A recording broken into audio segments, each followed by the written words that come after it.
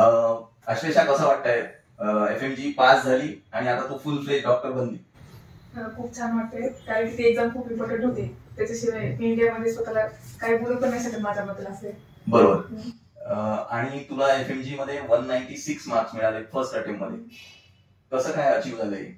हे तर एक महिन्याची किंवा एक दिवसाची गोष्ट नाही, हे 5 वर्ष कन्सिस्टंट राहणं. काही दिवस अभ्यास होत नाही, पण ते स्वतःमध्ये कन्सिस्टंट राहणं खूप महत्वाचं आहे. आणि लोकांचा आपल्यावरती विश्वास, आपण सोबत राहणं ते पण खूप महत्वाचं आहे. कारण की मेंटली खूप हे होतं, कधी डाऊन होतं, पण ते अपलिफ्ट करणं स्वतःला पण खूप इम्पॉर्टंट आहे.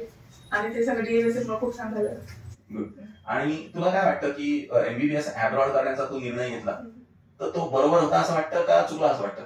नाही, बरोबर होतं. कारण की तिकडे जाऊन कळतं की क्वालिटी काय, किंवा मग आपल्यामध्ये पण कॉन्फिडन्स की आपण पण लाईफ सेव्ह करू शकतो. असं नाही की इंडियात नाही केलं तरी सगळे डॉक्टर्स सेम होतात. आणि पेशंट कधी विचारत नाही की तुम्ही कोणत्या अटेम्प्ट मध्ये केला, किती मार्क्स होते आहेत, काहीच नाही.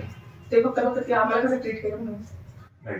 अब्रॉडला सेफ वाटत होतं? हो, खूप सेफ. मी तर रात्री 2-3 वाजता कधी ड्युटीने आले तरी मला कधी प्रॉब्लेम नाही झाला, काही नाही. मी एक पण जाऊ शकत होते खायला, असं काही प्रॉब्लेम नाही. इथे ज्या सुविधा आहेत, हॉस्टेलच्या राहण्याच्या, खाण्याच्या किंवा शिकवण्याच्या, टीचिंग ज्या फॅसिलिटीज आहेत त्या कशा? खूप चांगले. आणि तिथं असं नाही की तुम्हाला जरी रिअल लाईफ पेशंट एक्सपिरियन्स नाही भेटला, त्याच्यामध्ये सिम्युलेशन लॅब म्हणून आहे, त्याच्यामध्ये तुम्हाला की रिअल लाईफ पेशंटच एक्सपिरियन्स भेटेल.